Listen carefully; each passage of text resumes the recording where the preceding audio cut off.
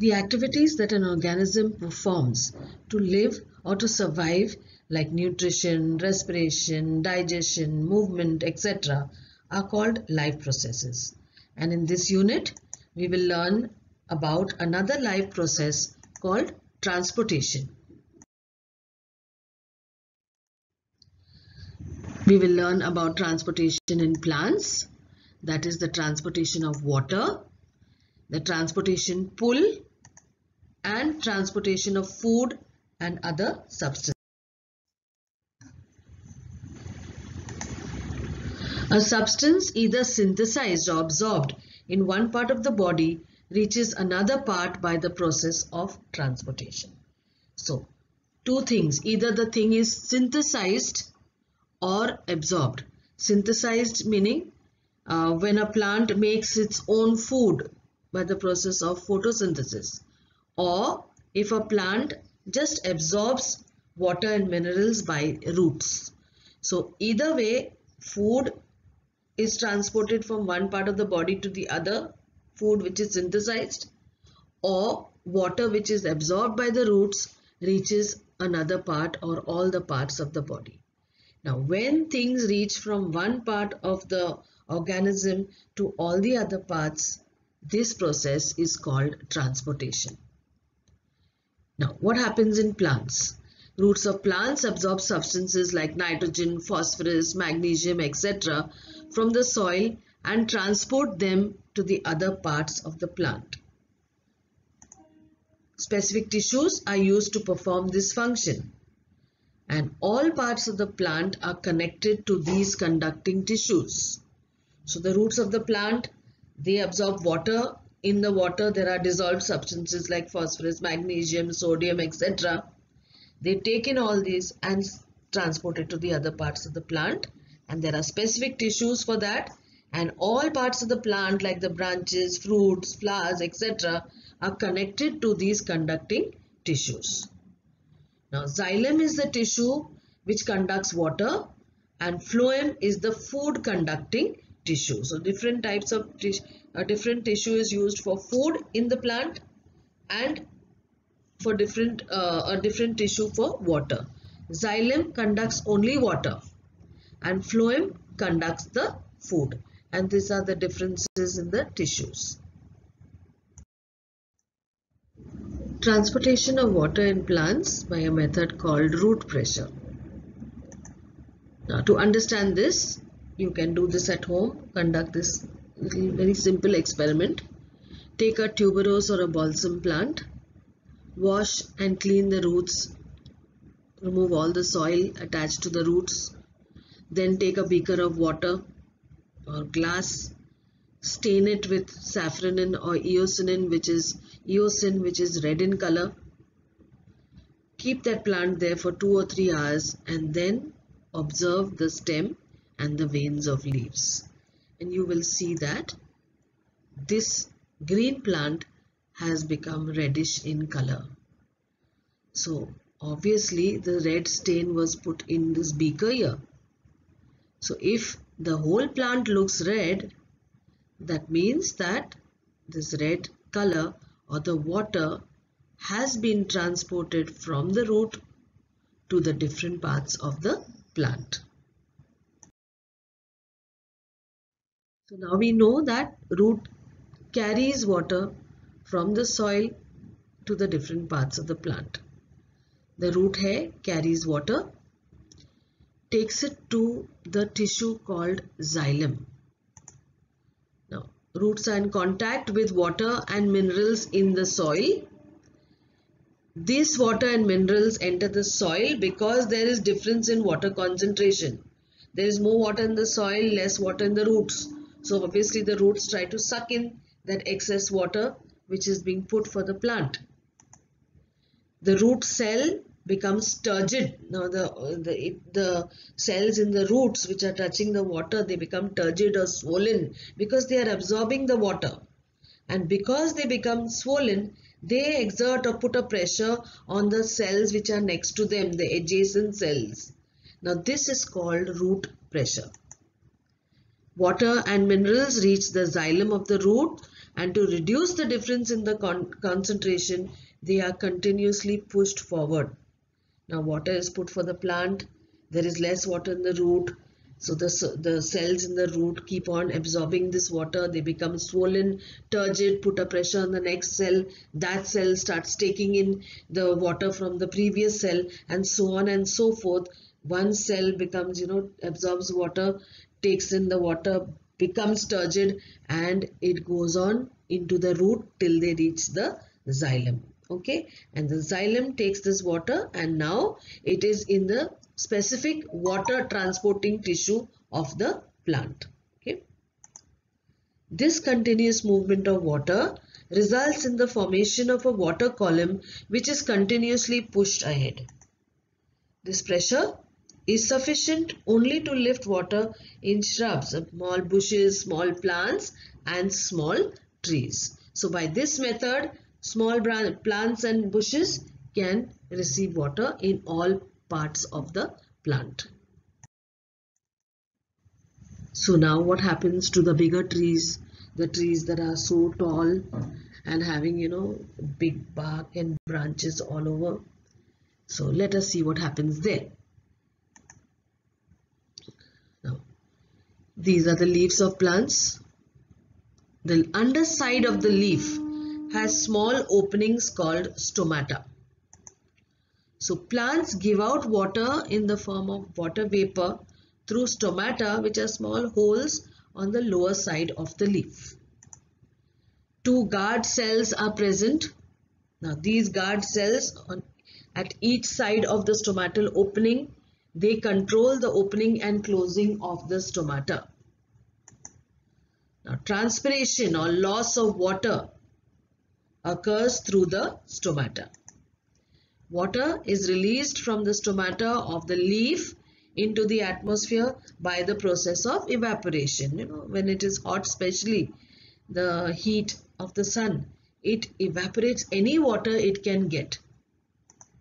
So the water layer in the epidermal layer, that is the skin of the leaf, it decreases. It becomes less because by evaporation that water is coming out of the stomata and it is going into the atmosphere. Now at the same time, water is brought up to the leaves by the xylem because of root pressure, and because there is less pressure now in the leaf, water always travels from a place of more pressure to a place of less pressure. So that water which is being brought up by the xylem is now being pulled up to the leaves, and this is called the transpiration pull. Transpiration helps in absorption of water and minerals and distribution to all parts of the plant. So now you look at this diagram here, you will see water absorbed by the roots, water going up here. At the same time, water is being evaporated from the leaf surface. So the concentration of water becomes less in the leaves, and so this water which is there now in the stem is being pulled up because water moves from a place of more concentration into places which have less water or less concentration of water. Now, root pressure performs the role of pushing water up during night time. So in bigger plants, we also have transpiration along with root pressure, which allows the water to move from the root right up to the leaves, fruit and flowers of the plant. The food produced in leaves is transported to each and every cell of the plant body. This is the upper side of the leaf. Okay. And this is the lower underside of the leaf. You can see here the opening, the stomata, and two guard cells here and here, opening, regulating how much water can come out.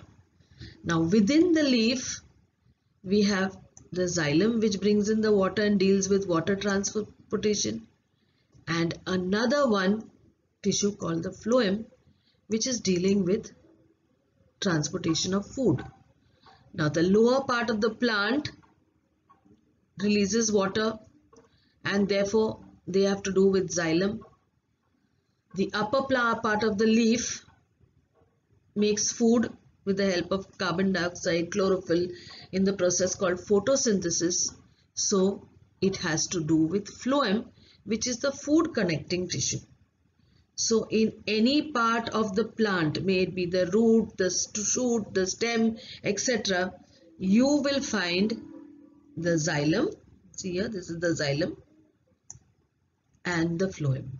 So transportation of food and water goes on simultaneously but in different tissues. Excess food produced by the plant during photosynthesis, except for amino acids, is stored in the roots, fruits and seeds. So you know those roots, fruits and seeds, they are always very fleshy because excess food is stored in these parts. This process of the food going from where it is produced in the leaves to all the different parts of the plant and being stored in the roots, fruits and seeds is called translocation. It takes place in the upward and the downward direction. Now look at this here. There are leaves here, there are leaves here. So food is being made over here. So here, you know, the food has to be transported upward, downwards, wherever the food is needed. Okay, and this is done by this tissue here called the phloem. Processes like transpiration and root pressure are simple processes. Okay, they take place very simply, but translocation, that is the movement of food from one place to another in the plant, requires energy, and this energy is got from ATP, energy molecule, adenosine triphosphate. Now you can see the difference between the xylem, the tissue called xylem for water movement, and the different tissue called phloem, which the process called translocation takes place, translocation of food. Whenever food material like sucrose is a sugar, the food material in plants is in form of sugars, moves through any part of the plant through the phloem. And you know already with the help of the energy molecule called adenotriphosphate, then the water concentration in that part decreases. Food is moving towards it, food is moving towards some cells, and the water concentration of that part becomes less. There is less water. Okay. Now water enters the cell by diffusion, a process by there are no tubes. It just enters. Okay. That process is called diffusion. Pressure on the cell wall increases due to the increase in the contents. Okay.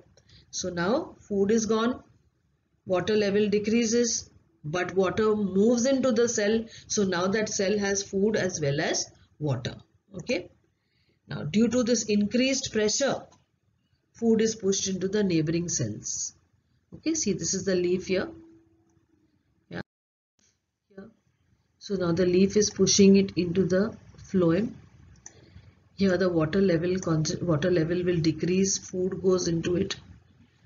Now side by side is the xylem. So just because the xylem senses that there is less water in this cell, water will be pushed here. Now this cell here will have excess food as well as water. So it starts pushing the food particles into the next cell. The same thing happens in the next cell. It pushes the food into the next cell. Okay, so this is how food goes through the phloem. This helps the phloem to transport materials as per the need of the plant. Wherever the plant needs food, the phloem will be passing. During the flowering season, that is when the flowers come, just before the flowers turn into fruit, sugar stored in the root of stem is transported towards the buds to make them open and to bloom or to blossom. Some words just to explain. A cell is flaccid when the water concentration is less, and then when water enters into it, it becomes turgid or swollen, and see how big it becomes, and thereby exerts pressure on the next cell. Now Diffusion. What is diffusion? Is the process of movement of molecules from a region of higher concentration to a region of lower concentration. Okay. It's an important process for photosynthesis where carbon dioxide from the stomata diffuses into the leaves by itself. There is no process or no machine which takes the carbon dioxide from atmosphere into the leaf. It just gets into it. This is called diffusion. This is, now you see here, you put a liquid like this, yeah, some coffee and milk or whatever, two different liquids, and this is what will happen. It will diffuse into one another, and after some time you will find that the liquid looks like this. Okay, without stirring, without doing anything, just by leaving it as it is. Now this kind of a thing where, a process where there's a movement of molecules from higher concentration to lower concentration is called diffusion. You see both the processes for transportation, okay, of water as well as food. The roots very important, called root pressure, and the leaves important for making food as well as for the process of transpiration.